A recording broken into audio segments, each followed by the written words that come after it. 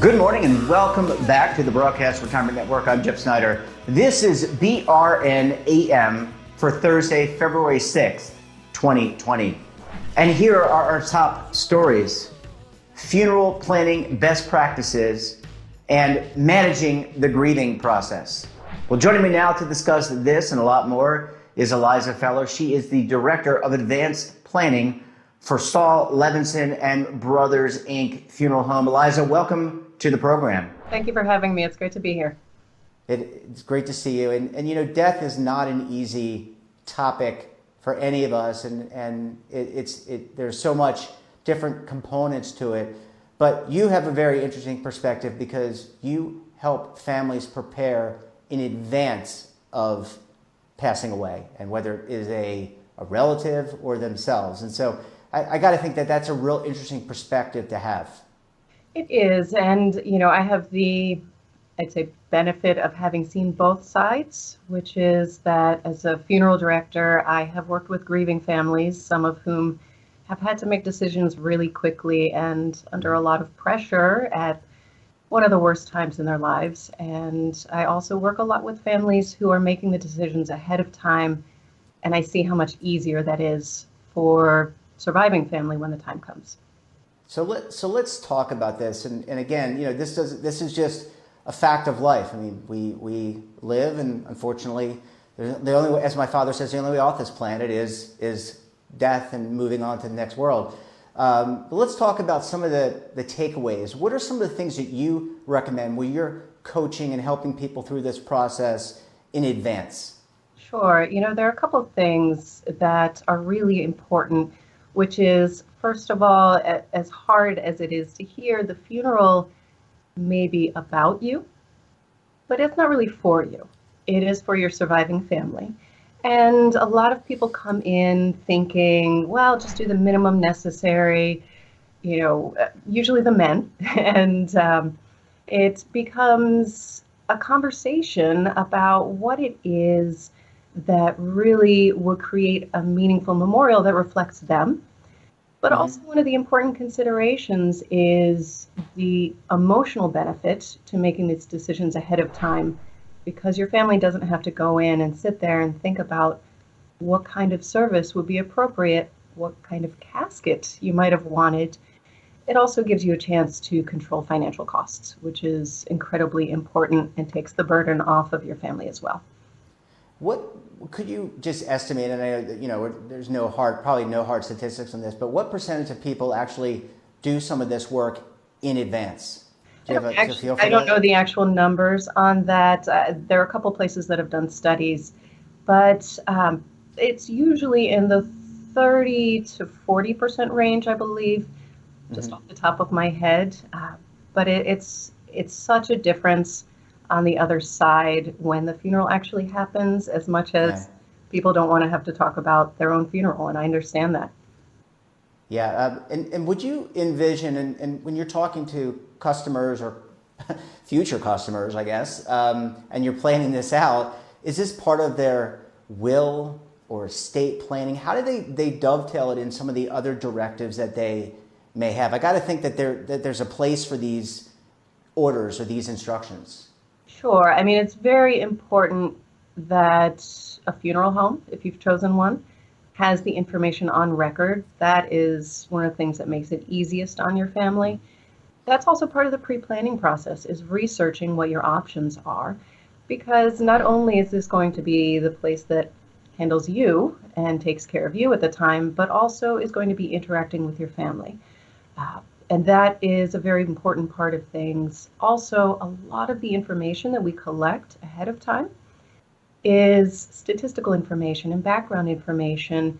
And if the funeral home has it already, it's that much less that your family has to do. The financial piece really depends on a person's individual financial situation. Wills are important, but I would say it can take some time for information from a will to be discovered and processed. We don't recommend necessarily that people keep things in their safe deposit boxes.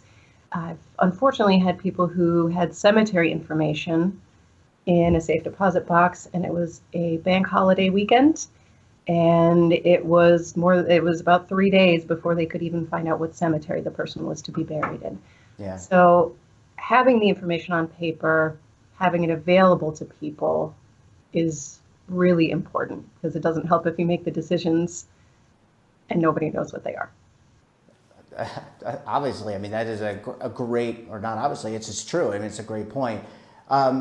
Is there an age range? You know, our show is about financial preparedness and financial independence and retirement. And most people retire in their mid to late 60s and 70s. But is there an age range that you're finding when you work with customers where they come to you and say, I want to think about the end, I want to talk to you? Is it people that are my age and in their mid 40s, or, you know, is there a rhyme or reason to that?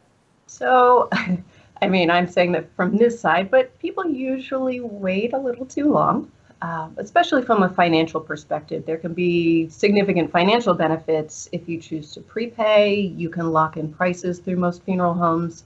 I had someone call me, she was 91 years old, and she said she and her husband needed a pre-plan, but they weren't quite ready yet. It really is, it's a big expense. You know, we plan for everything else in our lives, and this should certainly be taken into account. You know, you try to figure out what your Social Security benefits are going to be, what you're going to have to live off of. And funerals, there's no getting around the fact that they cost a lot of money, and thinking about that as part of your retirement plans is important. I'd say most people come in between the 75 to 85-year-old range. And I mean, you can really talk more about that, but that seems, from my perspective, probably a little late in terms of major financial decisions. Yeah, I mean, I got to think that, you know, part of the retirement planning equation is mortality. We know that most Americans are living longer, but you never can anticipate whether or not, God forbid, you have an accident, you have a disease, something happens to cut your life short. So planning in advance is probably the best rule of thumb. And doing it on or around when you retire just seems to make sense to me. Absolutely. I mean, I understand why people don't. They're looking forward to retirement. Many years until that happens, but I understand that there's more free time, there's more time to travel, or whatever it is people want to do with their lives. They don't want to sit and think about when a funeral home will be coming and picking them up and what will happen after that. Have you seen, last question for the segment, we've got about a minute left. Have you seen an evolution? I mean, you've been in this business for quite some time. Have you seen, you know, you made the comment, and I think it was just tongue in cheek, like, you know, most men just want to be done and buried and move on and whatever. But have you seen an evolution in the way people in general have viewed death and viewed, you know, these important traditions? Sure. You know, it's personalization of a memorial service or a funeral service is certainly something that has come into the industry a lot more, and maybe a little more with boomers who really want that service to reflect them and be meaningful and connected to who they were, versus clergy standing there just saying the typical prayers and reciting the same things about a person that they might have said about the person before that. So there definitely has been a shift. Yeah, I'm definitely going to work on my talking points when I am left behind. I'm still kind of cultivating that about what people will say. Eliza, I want to take a break. When we come back, I want to get into the softer side. I want to talk more about grieving with Eliza. So stay tuned right here on BRN AM.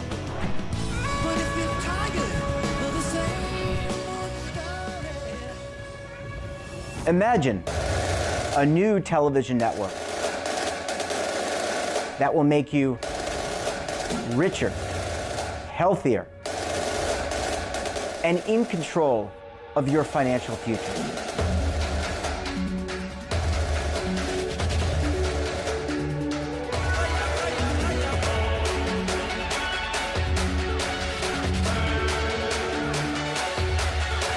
This network is for the policewoman in Nashville, Tennessee, the baker in Dubuque, Iowa, the teacher in Lexington, Kentucky. We want to make the idea of savings and retirement culturally relevant. But what do you see as a defining issue of the midterms? especially for the smaller businesses. I mean, they are the lifeblood of the American economy.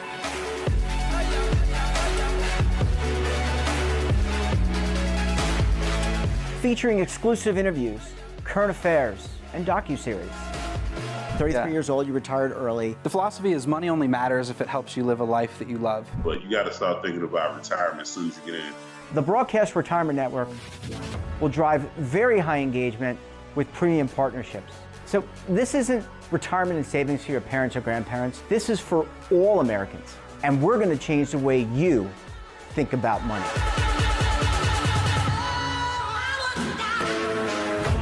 Welcome to the next frontier of retirement and savings. This is BRN, the Broadcast Retirement Network. Welcome back. We're talking to Eliza Fellow. She is the Director of Advanced Planning for Saul Levinson and Brothers, Inc. Funeral Home. Eliza, thanks for sticking with us this morning. Of course. I'm happy to be here. So, yeah, it's great to have you. And this is such an important topic that we talked about in segment one, and pre-planning makes a lot of sense. I want to talk now about, once the work is done and the burial's over, now let's talk a little bit about grieving and that process, because I think that impacts the people left behind. How do you see that, and how can you help manage that aspect? Yeah, absolutely. A funeral is really in a certain way the start of the grieving process. When someone passes, those first few days are intense, and there are a lot of logistics to manage, people coming in from out of town, and it tends to be a whirlwind. Mm-hmm. Even the service itself, a lot of people don't necessarily remember everything that someone said, and then they go home, and the transition back to daily life is something that's very difficult, obviously, for people, and part of that is there's a whole new normal. You're not going back to anything, you're creating something new. And different people handle grief different ways. They need to find different resources to help them along that path. And I just think about my own experiences and losing my grandparents and people that were close to me. And, it is, as you say, a new normal, a new perception, a new way of life. And how can you bridge the gap? We all grieve differently. It's like anything else. We all have personal preferences. How do you kind of work through that? I got to think, as a funeral director, as a planner, as someone who's been in this business for a while, I got to think that's an exciting, not a negative way or morbid way, but exciting but also challenging part of your work. Sure. We have, and a lot of funeral homes have a lot of resources through grief education programs and outreach. Most funeral homes have, unfortunately, a lasting connection to hospice organizations that provide a lot of resources, bereavement support groups, things like that. One of the big things now, and I think it's maybe an unfortunate thing about our society these days, is people feel a lot of pressure to get back to work and to just act like everything's just back to the same. Mm-hmm. And we don't have a lot of traditions anymore for slowly making our way back. But a lot of the latest kind of writing on the subject is really finding something that reflects your connection to that person, to still acknowledge that connection still exists. Physically, no, but if you need to do something, like if you always did the crossword puzzle with that person, things like that. Some people will do crafts if that's how people like to spend their time. They'll make pillows out of old shirts or old ties that someone had.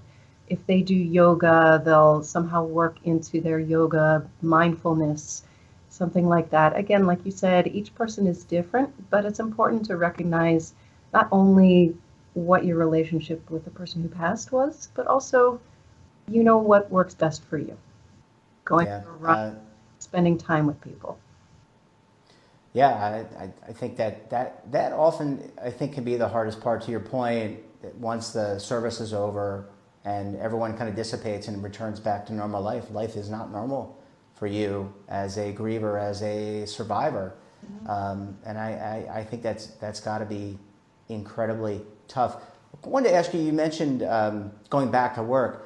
a lot of employers now have bereavement leave as a benefit, and I think people should take, just personally, I think people should take advantage of that. I think your point about going to work, back to work too soon, you're going to regret that later on, right? You haven't thought things through. Getting back into the grind is important, having routines important, but giving yourself the time is important as well. How important is that bereavement leave to people? I think it's incredibly important. And I unfortunately also think that we feel so much pressure and guilt about taking time off work that even for people who do have that bereavement leave, they probably go back sooner than maybe they need to. It is, a lot of people, I think, like to get back into work because it helps them not to think about what's going on, but in a way that's not the best thing. It's hard to sit in that space of loss and grief, and people try to fill that void by just staying busy, and sitting with it and processing it is not an easy thing to do, but incredibly important for healing. Yeah, and last question, you've been in this business for quite some time, you've seen it from all different facets. How has your perception changed maybe from when you began your career and started in a different role to now? Has your perception of life and death changed? I got to imagine that going through these experiences with other people have had an impact on you personally. Sure, absolutely. I wish I could say that it made me cherish every single moment, but we're human and life is life. So I think what it has made me realize is that you don't know. You don't know when and you don't know how.